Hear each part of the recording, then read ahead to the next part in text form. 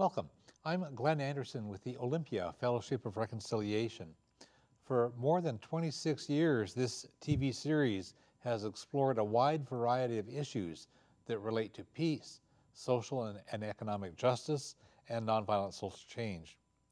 In our local community, more and more people are interested in sustainability and growing good food locally.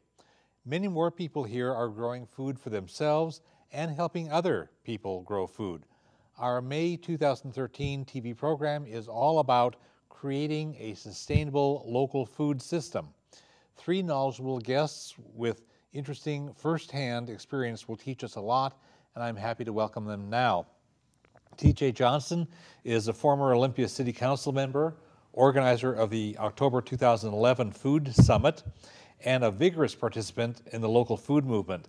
The Food Summit attracted so many pre-registrants that it filled to capacity long before the event.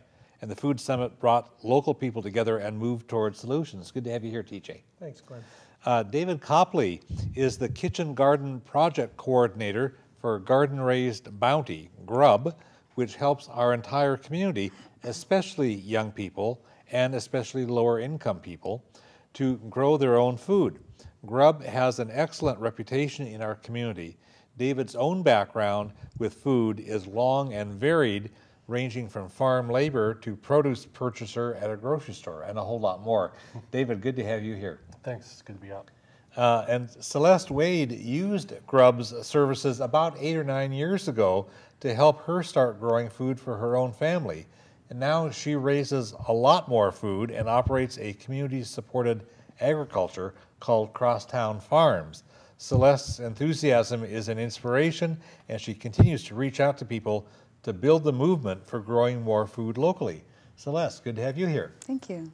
So we will be sharing a lot of information. Some of this will be probably new to a lot of our people who are more attuned to watching this program for information about foreign policy or social justice. This is a different angle, but it really connects the dots, and we'll have a good time. Can we start with a brief overview from each of you about the different aspect of the topic that you want to be talking about? We'll do this brief overview about the problems, and then most of the program will be talking about solutions. So, TJ, could you sketch a brief overview of some of the problems about the current food system? Sure. Well, you know, on the one hand, people walk into a grocery store, so they think everything looks fine because the shelves are stocked with food. But what they don't see is a system that produces that food that's inherently unsustainable, that's socially unjust, and that really can't and won't continue much longer. And so the notion that we've thrown our food future over to a handful of corporations operating in industrial type practices with non-renewable resources makes it pretty clear that system is going to end soon.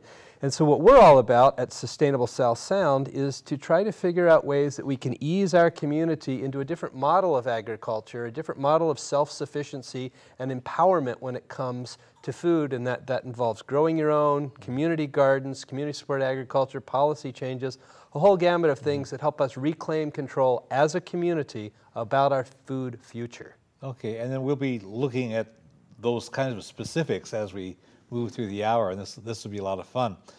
David, you work with Garden Raised Bounty, GRUB, which is one of the best loved community resources we have here. Can you tell us a little bit about how GRUB addresses the kinds of problems that TJ mentioned? Sure. GRUB, or Garden Raised Bounty, has been doing this in one form or the other in the Olympia community for about 20 years now. And we look to address issues around food through empowering our community, building gardens for low-income people, and through education programs targeted towards disengaged youth within the high schools in this area. Mm-hmm. And we also operate a farm. And you do this really pretty county-wide and a bit beyond. Thurston and Mason County. Yeah, We've been doing yeah. Mason County for a number of years now. And in that time, we've built over 2,600 of these backyard gardens. Yeah. And have, aside from an after-school program now, have a couple years where high school students have gone through our education program, and a lot of them moved on to college, and their graduation rates have really improved through their experience with our program. And we'll talk about all of that as we proceed. Celeste, can you summarize your own experience of really empowering yourself through these kinds of efforts, through Grub and then? Sure. I actually tinkered with gardening a little bit when I was in college. And as a stay-at-home mom, when my son was about 3, looking for ways to get a toddler to eat vegetables is difficult. And really realized at that point that growing our own food not only would help us with the financial side of things, but also taught my son that vegetables are good. And so Grub came out and set up my first 3 garden beds, and I've expanded it pretty much every year since then. So now I set up gardens for other people in their backyards or front yards. Really like to work with the kids on getting in there and showing them what food is all about, how it's grown, where it comes from, so they don't just think that they can just always go to the store. It may not be what they want or need, and they can grow it themselves. Great, and we'll explore more of that story as we go. This is great. Let's share some more information about these problems that we have within our nation's existing food system. It relies heavily, as you said, on an industrial model with heavy use of chemicals that are derived from petroleum, oil, and natural gas, and other factors that are just not healthy for food. Tell us some more about this. Yeah, well, I think that's the crux of it, to understand that when you eat food, you're eating fossil fuel. It actually takes about 500 gallons of oil each year just to feed the average American. And that comes in a variety of forms. It comes in the energy used to create the machinery and the chemicals. It comes in the energy used on farm to irrigate, the harvesting machinery, the transportation, and the refrigeration. And then, of course, as we burn all of this energy, we're creating carbon dioxide emissions, and agriculture is the single largest contributor to CO2 emissions and climate change in the world. Some people say it's as high as 60%. We're using chemicals that wind up in our waterways and eventually in our oceans to grow this food, and in the process killing all of the living biota and organisms in the soil. So none of that is a sustainable model. And then you also have the issue of corporate control of the food supply. We like to think about farmers in a romantic sense. It's a small family farm and they're growing 20 or 30 different things and they have a cow. That's really not what agriculture looks like in the U.S. It's primarily large, monocropped, growing a single crop over many hundreds or sometimes thousands of acres. And the people working that land often don't own the land and are, in fact, indentured servants or serfs to the corporations who provide them the input in the form of seeds and chemicals and then buy their products at the end through these vertically integrated companies like Monsanto.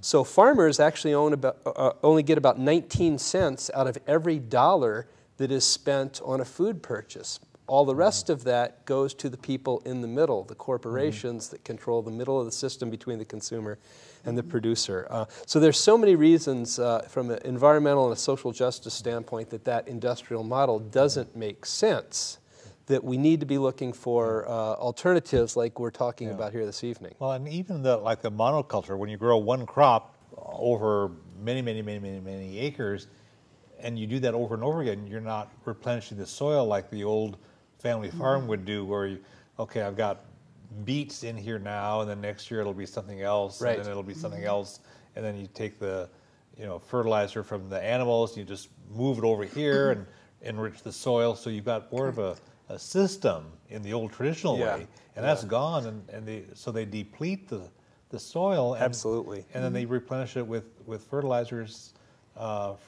made from petroleum. Yeah, that's exactly right. And in the process, we're losing a lot of topsoil. These processes caused significant erosion And it takes about a couple hundred years to form an inch of topsoil, and we're wiping out topsoil at a rate vastly faster than its natural buildup process. So we have some looming challenges. Yeah, and the remedy then has to be put more petroleum-based fertilizers on They call it the treadmill. Yeah, I mean, it just escalates Exactly. at a time when we need to be cutting back on petroleum use. Yes. Right. Yeah.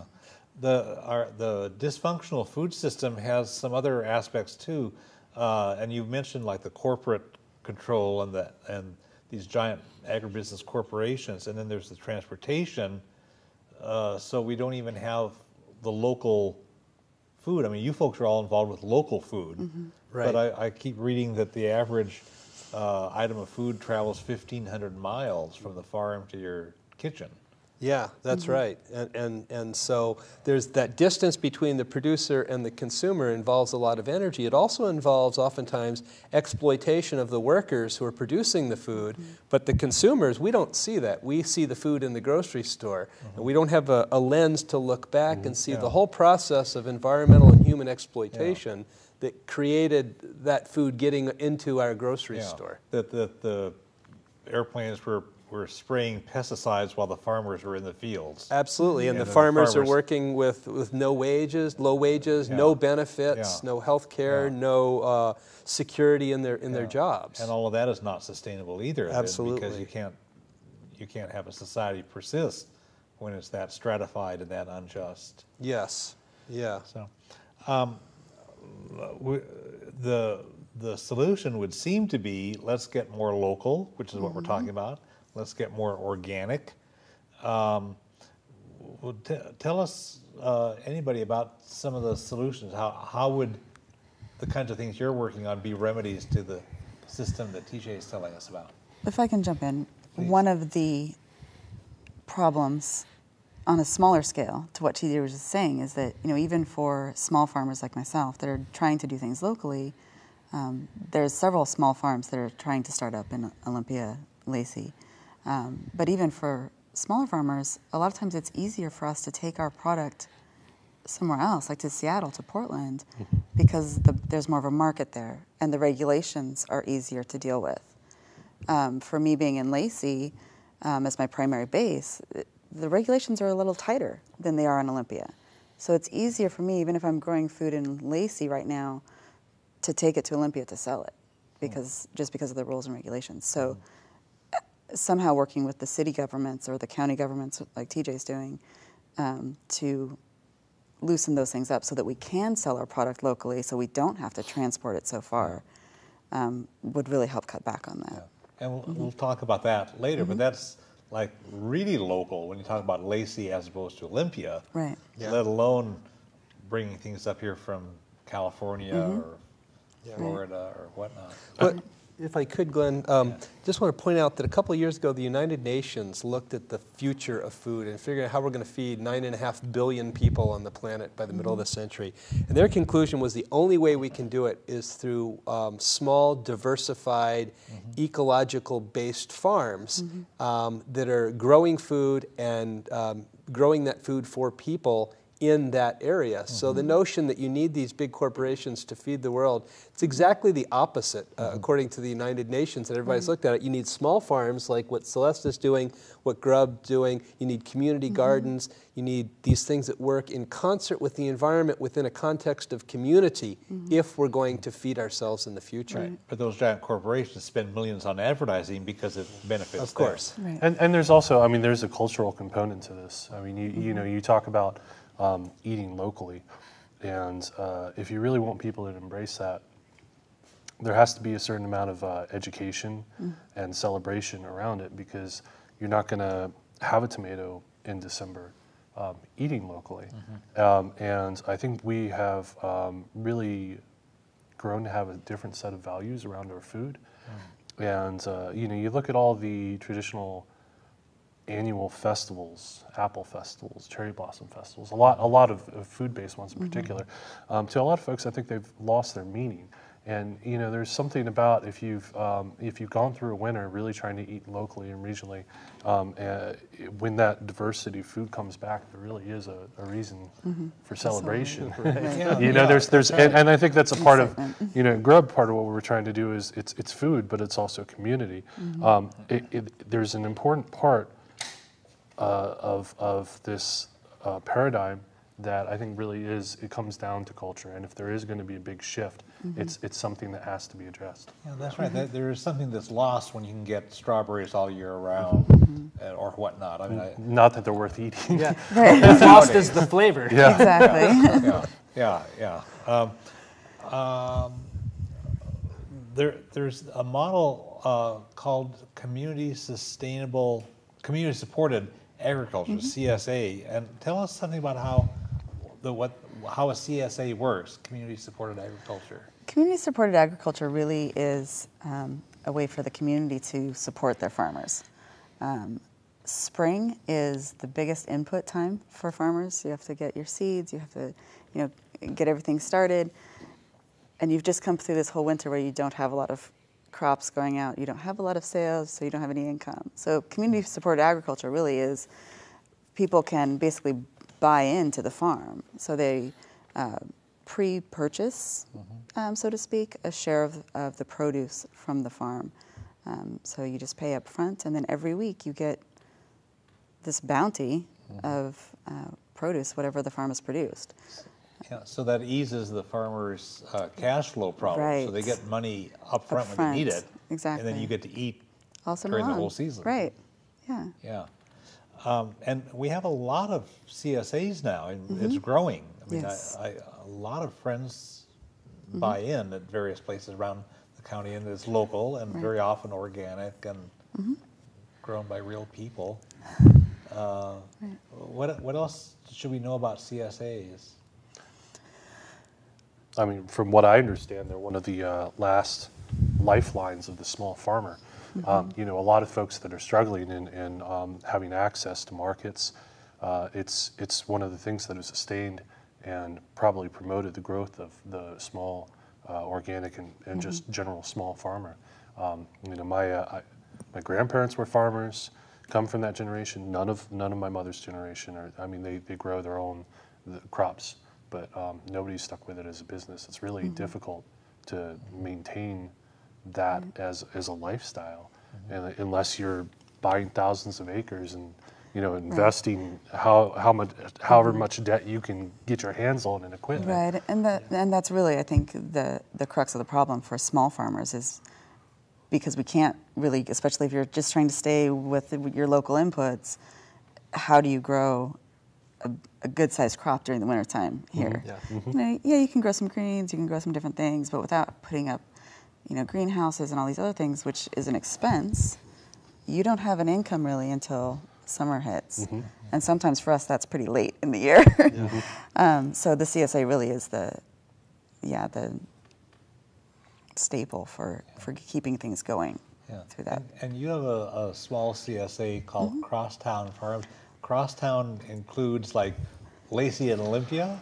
Is that the Crosstown aspect? Crosstown Farms started as my home is in Lacey, and that's where I do most of my gardening. And then I had several people that offered me use of their properties. So I don't own any of the property that I garden on or farm on. It's all been property that people have that isn't being used or was just being used for lawns, and they got tired of mowing and wanted something productive done. So yeah, I have gardens in Lacey and in Olympia, and our main farm this year is actually on county land. And that's not unusual. Most of the small farmers here in Thurston County don't own their own property, land. right. They are operating on leased land, so there's always the question of what their long-term tenure is and whether they'll be there in the future to feed the community if the landowner wants to do something else with the property. Yeah, so that's a sustainability concern. If you don't own the land, how sustainable can you be? Right. There's another model that we should talk about as a solution that this gets into, the community gardens approach, where tell us how community gardens work. Yeah. Well, my organization, Sustainable South Sound, we sponsor 3 community gardens, and they're all different. Each of them has their own personality, largely determined by the people who garden there. But the one I'll talk about is the Wendell Berry Community Garden, which is cooperatively farmed by a group of 15 or so families who put up the money at the beginning of the year, decide what we're going to grow, and then put the sweat equity in to grow it over the course of the year and then share the harvest.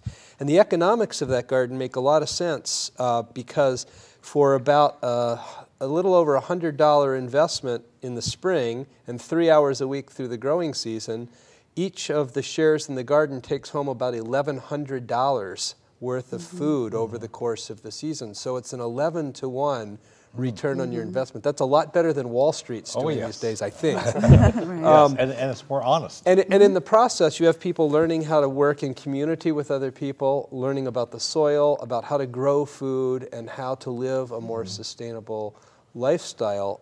And we're doing all of that on less than 1/5 of an acre. So it's about 4 times as productive as these industrial agricultural systems that we're talking about, and it's sustainable. Right. And sustainable from the human standpoint as well as the technical, chemical. Right. The triple bottom line, human, economic, and environmental sustainability. Yeah. So a community garden can be a resource of a plot of land where multiple people are participating. Absolutely. And it may be owned by someone altogether different, or it may be publicly owned? Yeah, it can be owned by a public entity, a private entity, a nonprofit organization. Thurston County government is got a program right now to launch some new community gardens, and they did an inventory. And I think the website is thurstoncommunitygardens.org, if I'm not mistaken. But you can go there and you can see a list of all the community gardens we already have in the county, find out about each of those and a contact person. So if you want to get a plot in a community garden, you can go to that website and figure out how to do that. I think people don't realize, I mean, this is kind of like it's below most people's radar, but like out of Panorama City, the retirement community in Lacey, they have a community garden, and people I know who live out there will have some little plot that they can work and grow some vegetables, some berries, whatever. And here it's older folks doing this. Yeah. And Grub works with younger folks. Right. And it's the whole age spectrum.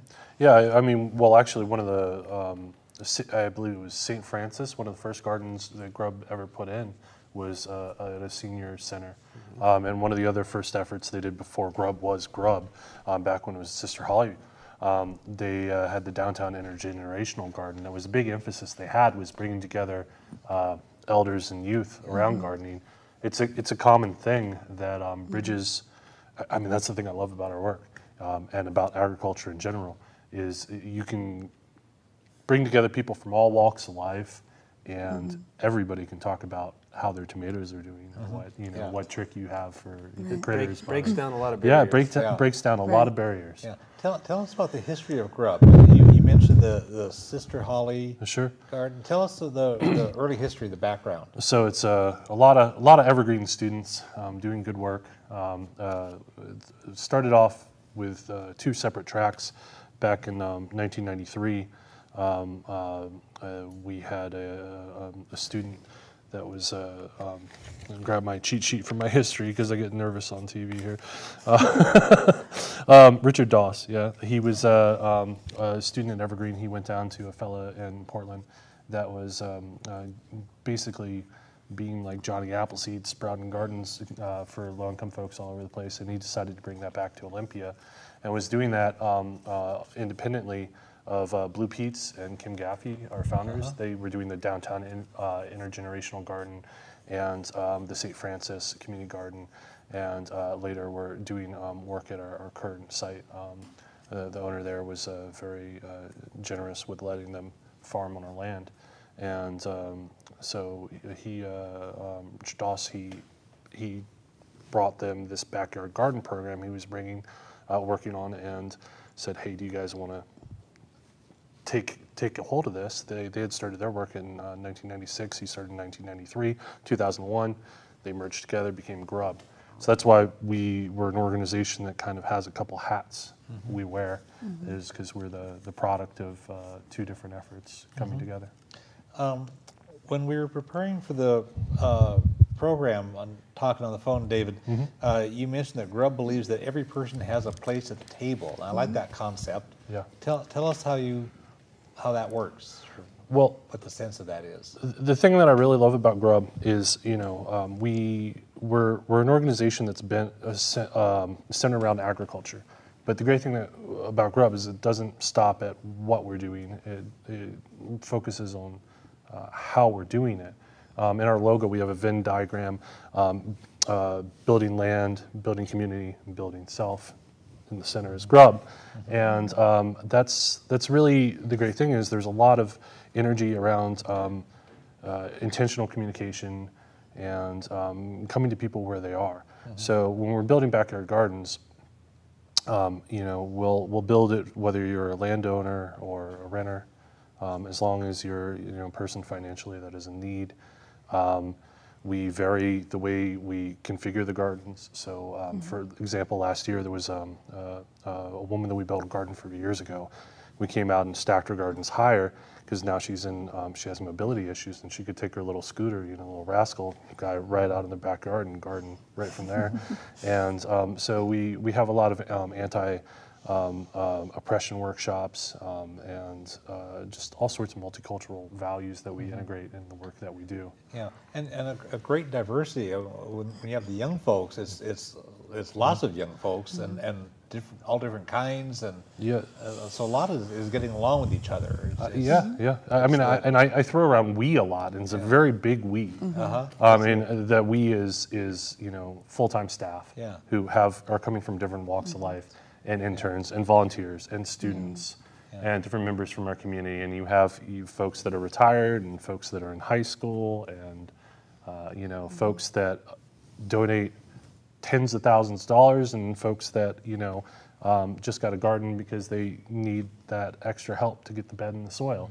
And they're all working together and are really approached on a even keel, level ground. Yeah, I want to give the website and phone number so people can connect. You've got a location on the west side on Elliott and Division. The phone is 360-753-5522, and we'll have that at the end of the program in the credits. And the website is www.goodgrub.org, which is wonderful. It's always fun to do that. Tell us about the Kitchen Garden Project. That's what you manage. Yes. So I'm the coordinator for the Kitchen Garden Project, and that's really what it is coordination, because there's a lot of folks that are involved in our work. It's the side of the program where we build backyard gardens for low-income individuals and families throughout Thurston and Mason County. If you date back to when Richard Doss was doing it before Grub was Grub, to now we've built over 2,600 of these gardens throughout Mason and Thurston County. And it's a program where once in the spring, March to May, is our main build season. We go out through the community and we give people 3 raised beds, so they get 3 timber framed 4-foot by 8-foot beds and some really great soil and a bunch of seeds and vegetable starts and access to a series of classes. We have 15 classes or workshops planned through the season, about half of which are for cooking and half of which are for different techniques and skills you have in gardening. Yeah, at your house on the west side, the Grub we have the farmhouse. It's a classroom. Yeah, it's great. It's a big room with a kitchen and people can go there and learn stuff. In fact, the whole farm is the classroom. Yes. And the students now, it used to be after school program for the last couple of years. Our students have been coming for the second half of their high school day and getting credit at Grub. Blue, our education coordinator, he actually went through the trouble of becoming a actual paid teacher at Olympia High School, and so they spend their time working out on the farm. That's their extended classroom. And then you provide mentors if people need some more coaching or help. Yeah, that's something that's we've had mentor programs in the past. This year we're kind of ramping it up, whereas before it might have been here's some numbers, call these folks. We're required orientation for our mentors and for our gardeners. And we invited our mentors to come to those gardener orientations and have folks meet, come out to their gardens, and really trying to play matchmaker and provide them with some activities through the season. Because what we found is while people have a great experience with us, it's limited. We could see them at the beginning of the season when we do a garden build. We come at the end of the season. You know, they might come out to our classes. So this is a way for us to have a more ever-present, meaningful role in their life. Yeah, and I know that you had mentioned earlier in the program about young people, like high school age, and I know that Grub does work with folks who are either dropouts or at risk for dropping out. The term, and then you have a term, unengaged youth. Yeah. You know, Disengaged, unengaged, I forget the official term. So you help some kids connect in a meaningful way that they're not going to get it anyplace else. Yeah, I mean it's an alternative. The traditional education model works for some students just fine, and for some others, having more hands-on approach is beneficial.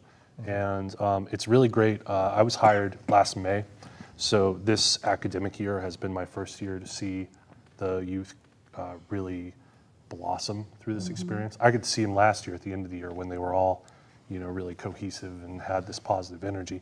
But you see folks that, you know, are getting into trouble. One of the students, you know, Blue really advocated for him. He was facing expulsion, you know, to get him back in the program to now where, you know, we had legislation at the time this is going out that would have been last in the month. Seeing these folks standing up, these youth, standing up in the legislature and confidently speaking, you know, and that kind of transformation in such a short period of time is really amazing.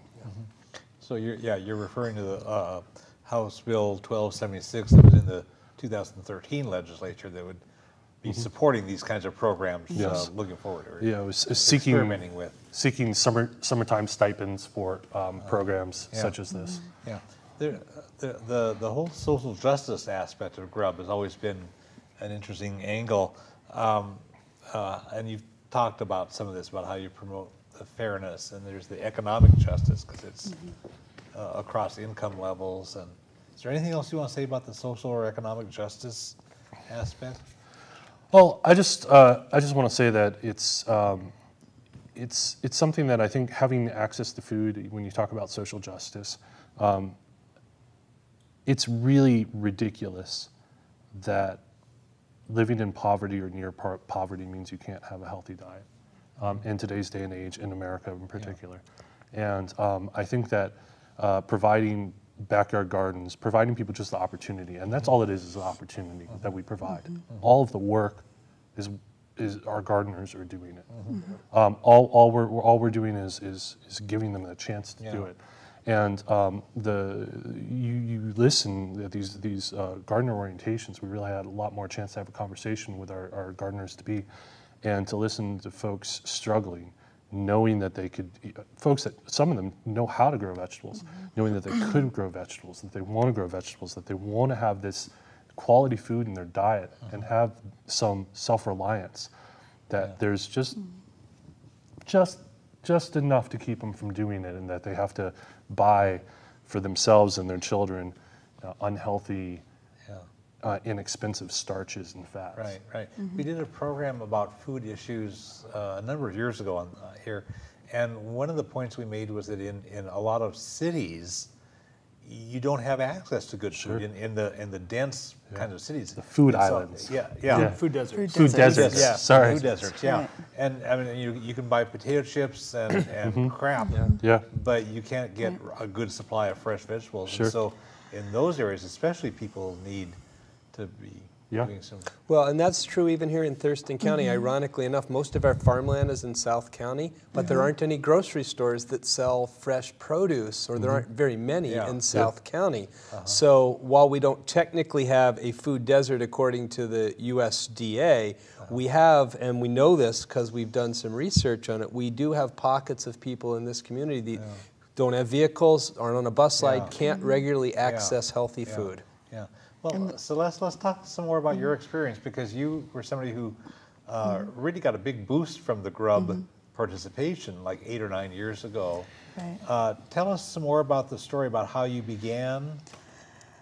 Like I said, at the time I was a stay-at-home mom with a 3-year-old, and we had just moved into the house that we were renting and done tons of taking out of grass and brambles and things, and trying to figure out what to do with it. And at the same time dealing with, like I said, a 3-year-old going on 4 that, as typical to that age, really didn't want to eat his vegetables. And just the financial side of things. Like they said, food's expensive. And so how to mitigate that. So got Grub to come out and set up my first 3 beds and pea trellis and all of that. And the first year, we didn't grow a whole lot because we were learning. We didn't know a lot of what we were doing.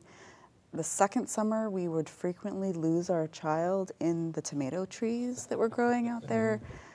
Cherry tomatoes, if you don't keep them contained, tend to just continue to grow. And he loved to go out there and just hang out and eat the tomatoes. Whereas that was one of the foods that you couldn't get him to eat before. Yeah. The taste difference between what you get in the store that's been shipped however many thousands of miles and treated and all of these things, and something that you can just go out and pick fresh. Same as we were saying about the strawberries earlier. He's going on 13 now, and there were strawberries on sale at the store the other day. He's like, "Oh, let's get some strawberries." I was like, "Okay, we can do that." Got some strawberries, and his first thing when he bit into them, he's like, "Oh, there's like no flavor here." Yeah, you need to wait a couple months until ours are ripe, and then you can have strawberries. But yeah, now he's 13, almost 13, and he's my right-hand helper on the garden and helps me put in gardens for other people, and is great about talking to other people and other kids that, hey, this is a whole lot better than what you're getting at the store, and and understanding that like peppers, even bell peppers, which we can grow fairly well around here generally, one of his favorite things, but to go in and buy a pepper that's been shipped from who knows where for $1.50 for a pepper versus buying a packet of pepper seeds for $2 and planting it and growing 20 pepper plants. He's starting to see that, and that's what I want to encourage for other backyard growers, and getting people to grow in their yard, even if it's a small space, doing container gardening if you're in an apartment or whatever. We can grow tons of food in really little places around here. Yeah, it's really cool for somebody like his age to then be able to tell his friends, how good food can taste. I mean, it's a whole different completely different thing. Yeah. We have so many gardeners talk about children that would never touch vegetables that when they grow it. Well, I think one, the flavor is so much better. But I think there's something magical about having this thing in your yard that comes from nothing. That we grew ourselves. I've seen so many children dive in. There's just nothing more joyful than watching a kid And if get we're into the dirt. serious about changing the culture through food, That's it where it has starts to with start. the kids. Exactly. So, having these kids learn that early on, and then as they move through their life, becoming the people that teach it is the way cultural change happens. Absolutely. So tell us what happened then after you got rolling on this thing, because this has been like 8 or 9 years. It's been exploding. So what next? Yeah, it's been exploding. So we started with the vegetables, and we added various different fruits, and raspberries, strawberries. We have different kinds of, lots of blueberries, most of which was in containers because we're on rented property. So we learned a lot about container gardening. We have since, as a family, moved into other foods. So we raise rabbits for protein. We have chickens for our eggs. We also have goats now, starting on for some dairy, all in a little city lot. And working with, TJ's encouraged me to work with the city councils on getting the rules changed a little bit so that it can accommodate backyard farming, basically. And so far, I think we're moving forward on that. It's been good. So. And you told me on the phone that you've completed the training with Enterprise for Equity, the local group that helps people figure out financially how to make these kinds of small enterprises work. Correct. I'm be finishing up at the end, or just finished at the end of April. So that has been great as far as really helping me to set down all of the details of the business and the different aspects. And yeah, Enterprise for Equity is amazing resources and connections and just education of helping us put all those pieces together and find out where the different resources are. Okay. And then you actually told me on the phone that you would quit your state job, and now you're really into this. I did. I took the plunge last spring. So yeah, I guess it's been almost a year now that I just realized at the beginning of last growing season that I couldn't work a full-time job and do farm and garden full-time, and which one was more fulfilling. And so made that plunge, and it's good because now I'm working 80 hours a week doing farm and garden things. So yeah, it's definitely taken off. And you keep talking with friends and neighbors and beyond, and it's like spreading. It's growing. I have had several people offer me use of their property, and I've had to say, I can only do so much. So there's lots of space to be used. There's a lot of activity going on in Olympia, in building community and building these different ag and community relationship kinds of things. I really want to see that happen in Lacey. When we talked on the phone, we realized I've lived in my house for 10 years, and you've lived in yours for more than that. And we just now realized that we only live a block apart. Those kinds of things seem counterproductive. So getting some of the unused spaces in our neighborhoods and making those productive and making those spaces where neighbors can congregate and get to know each other and share food and other experiences. There's an aspect of the problem that we didn't address exactly at the outset. This is genetically modified foods, GM foods, or genetically engineered foods. GE is same thing. When we were talking early in the program about the kind of the industrial aspects of the food system, we didn't have to mention that, but I want to see if we can pick up that note. Tell us about what GM or GE foods are, and what's wrong with them, and what to do about it. Well, what they are is that they take a gene from something else, a fish or who knows what, and they insert it into a tomato or something else, and really create a new organism, and then use that in foods, particularly processed foods, that they sell at the markets. Two problems. One is we do not know the long-term safety of those products to either the consumers or the environment. And two, we don't know that because it's not required that those products be labeled. Now, we are fortunate here in Washington State that Initiative 522 will be before the voters this November, which would require labeling of genetically modified foods in Washington State. So we could become the first state in the nation to realize that consumers have a right to know what they're putting in their mouth if we pass that initiative here. Of course, the industry doesn't want to see that happen. They spent a lot of money to defeat a similar initiative in California. But I think Washington voters are pretty savvy, and I think with a good campaign, we will once again lead the nation with some common sense policy giving consumers information about what's in their food. You always hear people talk about how wonderful the market is. Oh, we should let the market decide. Oh, we should have the free market decide. If you're going to have the market operate, you've got to be able to let people make meaningful choices. And you got to have meaningful information in order to make an informed choice. So that would mean labeling. If you believe in the free market, you should be supporting this. And if you believe in healthy food, you should be supporting this. I mean, it just seems like a no-brainer to me. And if the industry is so certain that these things are safe, why would they oppose the labeling of the products, right? Well, and they've been doing that on some other things. There is this case of the bovine growth, bovine hormone growth stuff, and they're having to label, or there's the issue about whether a milk carton has to be labeled if it's got that stuff in there, and the industry came unglued about that because it was bad. And then there's the dolphin safe tuna label, where we got Congress to pass a law saying, being able to certify that this can of tuna was caught without unnecessary killing of dolphins.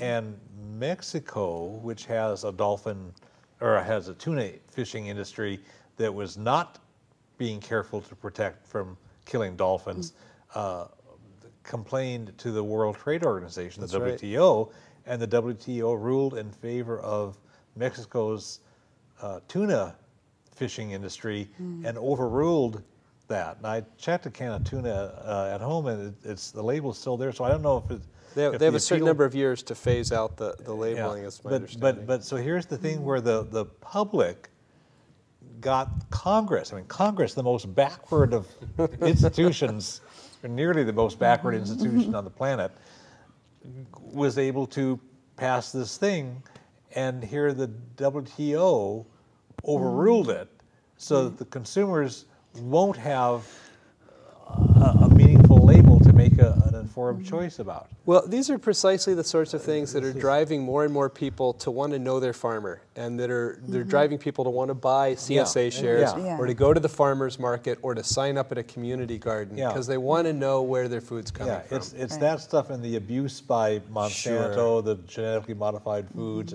I mean, there's a whole lot of that stuff. And yeah, you're right. I think that's part of the pushback against that stuff is what's helping you folks And if you- thrive. And if you Yeah. grow your own or raise your own, then you know You know what you know you're putting where into it. Yeah. Yeah. We've mentioned a little bit about how the governments can either hinder or help. There are some rules, regulations, whatever, that can suppress sensible local activities like what you're doing, and then there are some improvements that have been made. Tell us some of those.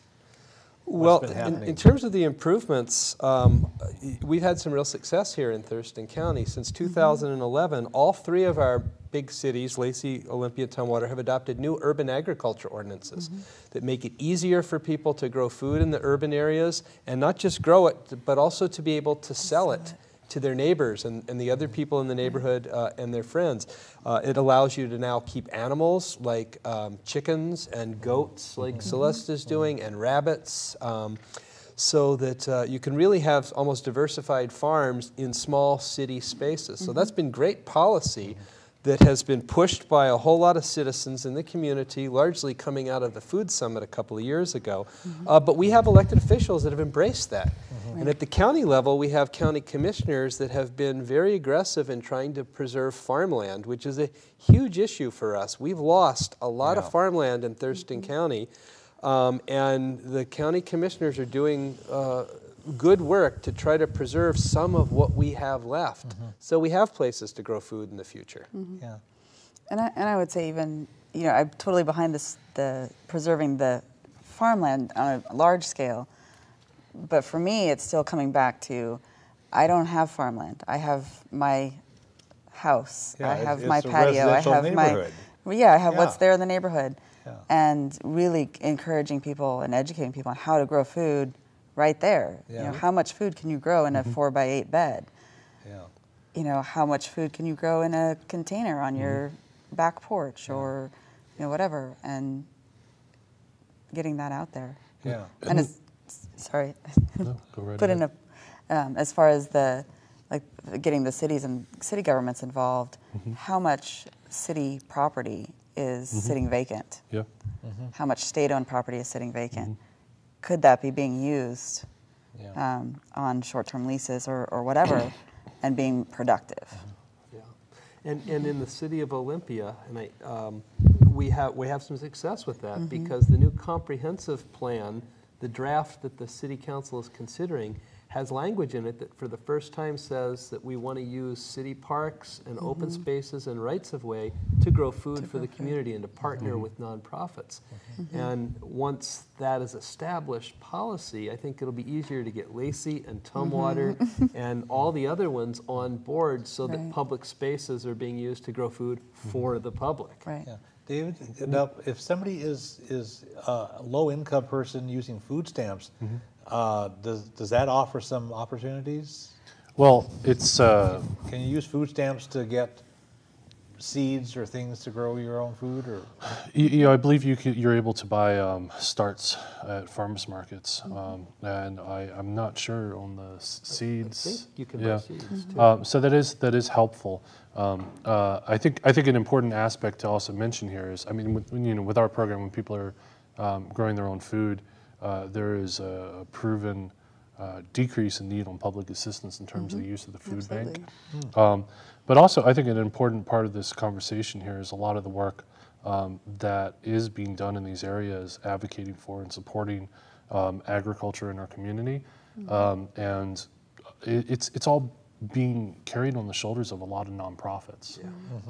And what's happening is a lot of the social services, speaking very broadly when I say social services, a lot of the social services, the funding is being cut in local government.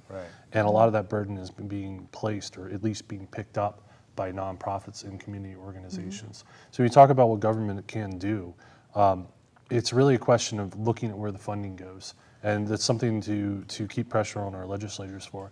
And in this current paradigm where nonprofits are picking this up, it's a question of saying what funds are out there, what resources are out there, even if you're not speaking of funds, and how can that be supported? You know, and how can we approach things?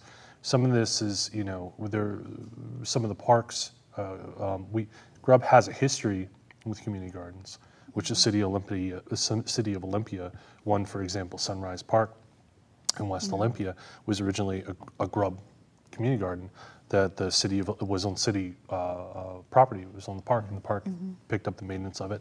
When they rebuilt it to a very high standard. I mean, it's a beautiful park, but I think we really have to look at our values and say what works. You know, maybe not what is perfect and to code, and if it is to code, how do we structure our codes so that we can just let people do simple solutions that work.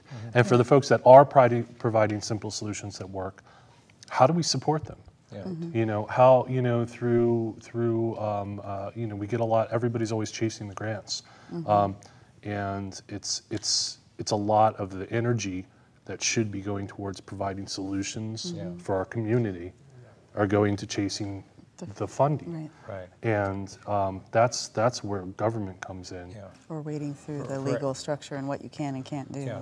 For economic justice, we really need to get our funding priorities straight, and not dump it onto nonprofit groups and say, well, we'll make the volunteers and the churches and stuff pick up the slack so we can give tax breaks to billionaires. At the very least, people should really be paying attention to what services are being cut and who's doing that work now. So if we want to have sustainability, then this stuff that you're talking about here feeds back into the sustainability argument. If, you know, to have the resources and adequate funding and good decision making by governments to tell us about the Sustainable Thurston effort. Yeah, well, we are in the third year of a 3-year project here in this county to develop a sustainable development plan for Thurston County, and this is being led by the Thurston Regional Planning Council, who got a $1.5 million federal grant to bring the community together to talk about this.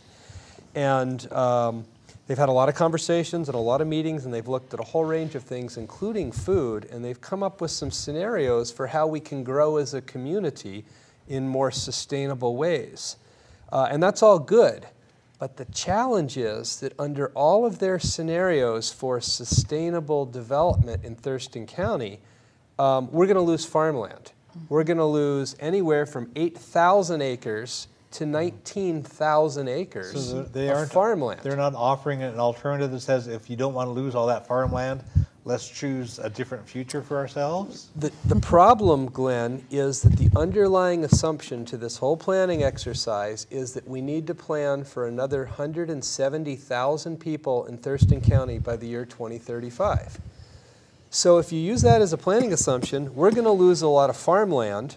We're also going to lose a lot of those little urban spaces that Celeste has been talking about where we can grow a lot of food because we're going to see more high rises Yeah, and they wanna infill development. Yeah, they want to do the infill, find vacant lots and put a bunch of housing there. Yeah, and this is important, and Yeah. everyone in this community that's listening to this show needs to go to their website Yeah. and weigh in on this, sustainablethurston.org. Yeah. If you don't think that that's a good future, if you Yeah. can't imagine 170,000 more people in Thurston County and being more sustainable, Yeah. you need to let them know. If you're Yeah. concerned about the loss of farmland, you need to let them know. Yeah, we're running out of time, but I want to put in a little plug for this little place in downtown on 9th and Adams, just south of the Olympia Library. The fertile ground and the commons on that corner of 9th and Adams. Tell us briefly about that. Sure, it's the commons at Fertile Ground, and that has been a garden space and a community space for many years. I'm just now have the privilege of getting involved in that and being their garden manager. And what that means is their gardens that they have, the beds and whatnot that they have there, we're really going to be intensively planting to grow a lot of produce right there on site. It'll be used at the Fertile Grounds Bed and Breakfast, given to food bank, and sold right there on site in their farm stand and food nook. And the food nook, which is just a little building right there on site, is open now every day, I think 10 to 2, every day of the week. I'm sorry, Monday through Friday. Monday through Friday. I just went by there the other day. Yeah, Monday through Friday, and that sells ultra-local food, I think they're calling it. Everything that's sold there has to be produced within 20-mile radius. And like I said, in the farm stand produce, a lot of it will be grown on site or with other local farmers that will be bringing it to that site. Okay. I want to mention some of the good resources. We've mentioned a few. I want to just kind of run through some, and we'll include these in the closing credits. Again, Grub website is www.goodgrub.org, and the phone is 753-5522. The Thurston Food System Council that came right out of the Food Summit that you had done has a website, www.thurstonfoodcouncil.org. Sustainable South Sound is at www.sustainablesouthsound.org. South of the Sound Community Farmland Trust, www.communityfarmlandtrust.org. And then there's a new map that came out just now with 54 local farms where people can buy directly from farmers in the county here. Is available from the website for South of the Sound Community Farmland Trust, and also at the food co-ops on the west side and the east side. And the farmers markets. And the farmers markets, The library, the library has some, Fertile Ground has some. There really are an abundance of local resources, and it's good folks like you and a bunch of other folks doing this. So we really hope that viewers will connect in whatever ways that they can. I want to thank T.J. Johnson, David Copley, and Celeste Wade. I want to thank all the folks who've been watching. It's impressive to see how many people are concerned about sustainability in a whole bunch of ways, and sustainability for how we grow and consume our food. There are so many reasons why people are doing this, including problems with the industrial system that exists now for the food, and the human and environmental and even spiritual benefits that come from raising and consuming our own food locally. It's also better for us. During most of the time we've talked about growing crops and things, but also animals are part of this as well. Local governments here have been making some progress, but we need to urge them to do a whole lot more. Community gardens and CSAs and other solutions are around, and we want to appreciate all the different things that nonprofit groups are doing here. You can get a wide variety of information about issues for peace, social justice, nonviolence, and social change by contacting the Olympia Fellowship of Reconciliation at 491-9093 or www.olympiafor.org.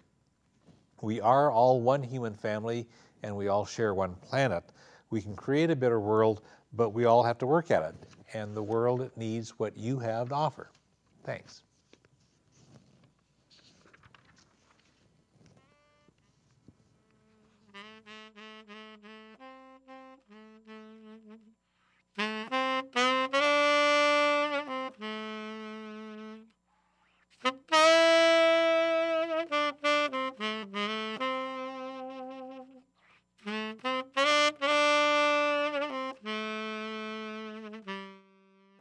Contributor to CO2 emissions and climate change in the world. Some people say it's as high as 60%.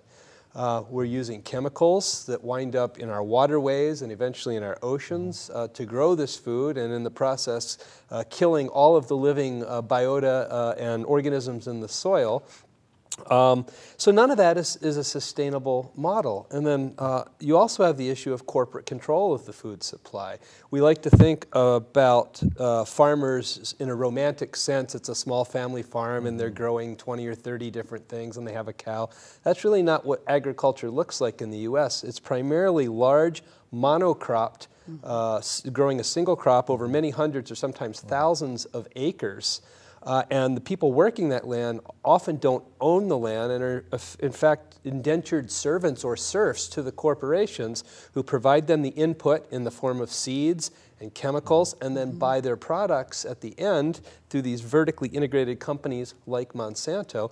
So farmers actually only get about 19 cents out of every dollar that is spent on a food purchase. All the rest of that goes to the people in the middle, the corporations that control the middle of the system between the consumer and the producer. So there's so many reasons from an environmental and a social justice standpoint that industrial model doesn't make sense, that we need to be looking for alternatives like we're talking about here this evening. Well, and even like the monoculture, when you grow one crop over many acres, and you do that over and over again, you're not replenishing the soil like the old family farm would do, where you, okay, I've got beets in here now, and then next year it'll be something else, and then it'll be something else, and then you take the, fertilizer from the animals, you just move it over here and enrich the soil. So you've got more of a system in the old traditional way, and that's gone, so they deplete this in our community. David's own background with food is long and varied, ranging from farm labor to produce purchaser at a grocery store and a whole lot more. David, good to have you here. Thanks, it's good to be out. And Celeste Wade used Grub's services about 8 or 9 years ago to help her start growing food for her own family. And now she raises a lot more food and operates a community-supported agriculture called Crosstown Farms. Celeste's enthusiasm is an inspiration, and she continues to reach out to people to build the movement for growing more food locally. Celeste, good to have you here. Thank you. So we will be sharing a lot of information. Some of this will be probably new to a lot of our people who are more attuned to watching this program for information about foreign policy or social justice. This is a different angle, but it really connects the dots, and we'll have a good time. Can we start with a brief overview from each of you about the different aspect of the topic that you want to be talking about?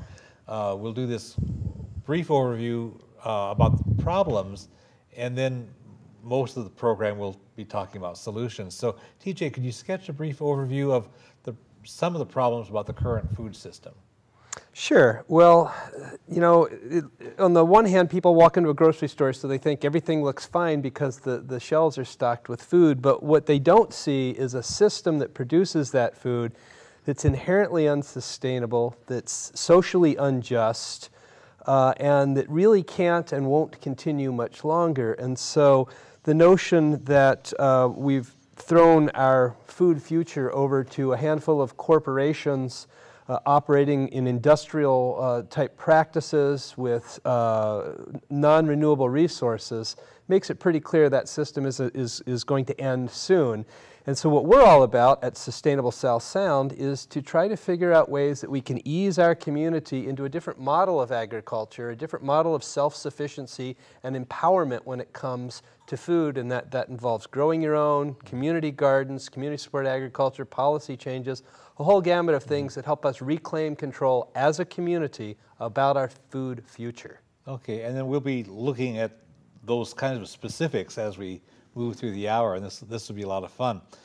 David, you work with Garden Raised Bounty, GRUB, which is one of the best loved community resources we have here. Can you tell us a little bit about how GRUB addresses the kinds of problems that TJ mentioned? Sure. GRUB, or Garden Raised Bounty, has been doing this in one form or the other in the Olympia community for about 20 years now. And we look to address issues around food through empowering our community, building gardens for low-income people, and through education programs targeted towards disengaged youth within the high schools in this area. And we also operate a farm. And you do this really pretty county-wide and a bit beyond. Thurston and Mason County. Yeah, We've been doing yeah. Mason County for a number of years now. And in that time, we've built over 2,600 of these backyard gardens. Yeah. And have, aside from an after-school program now, have a couple years where high school students have gone through our education program, and a lot of them moved on to college, and their graduation rates have really improved through their experience with our program. And we'll talk about all of that as we proceed. Celeste, can you summarize your own experience of really empowering yourself through these kinds of efforts, through GRUB and then? Sure. I actually tinkered with gardening a little bit when I was in college. And as a stay-at-home mom, when my son was about 3, looking for ways to get a toddler to eat vegetables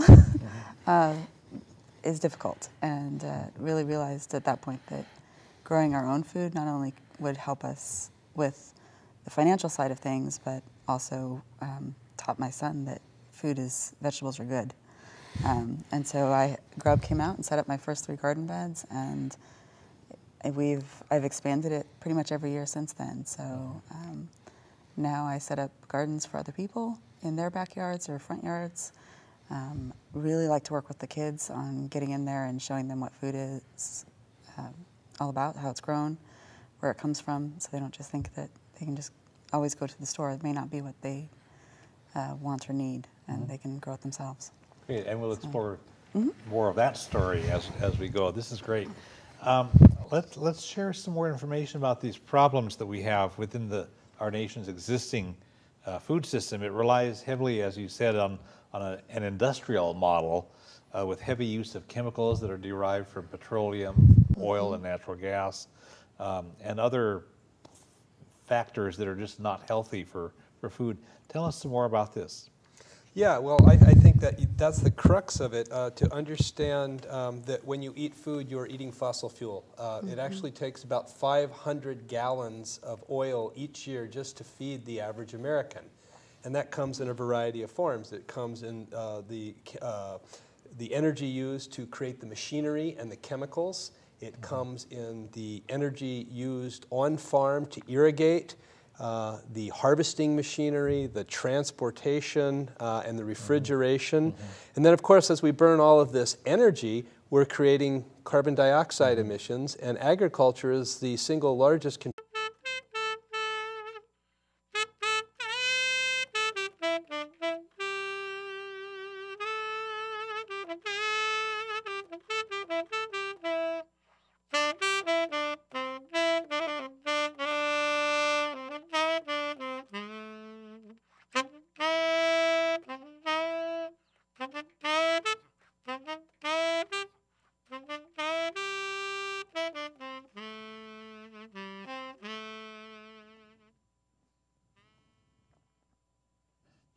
Welcome.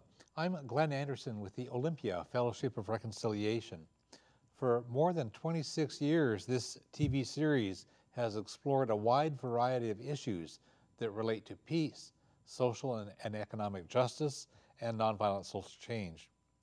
In our local community, more and more people are interested in sustainability and growing good food locally. Many more people here are growing food for themselves and helping other people grow food. Our May 2013 TV program is all about creating a sustainable local food system. 3 knowledgeable guests with interesting firsthand experience will teach us a lot, and I'm happy to welcome them now. T.J. Johnson is a former Olympia City Council member, organizer of the October 2011 Food Summit, and a vigorous participant in the local food movement. The Food Summit attracted so many pre-registrants that it filled to capacity long before the event. And the Food Summit brought local people together and moved towards solutions. Good to have you here, TJ. Thanks, Glenn. David Copley is the Kitchen Garden Project Coordinator for Garden Raised Bounty, GRUB, which helps our entire community, especially young people and especially lower income people, to grow their own food. GRUB has an excellent reputation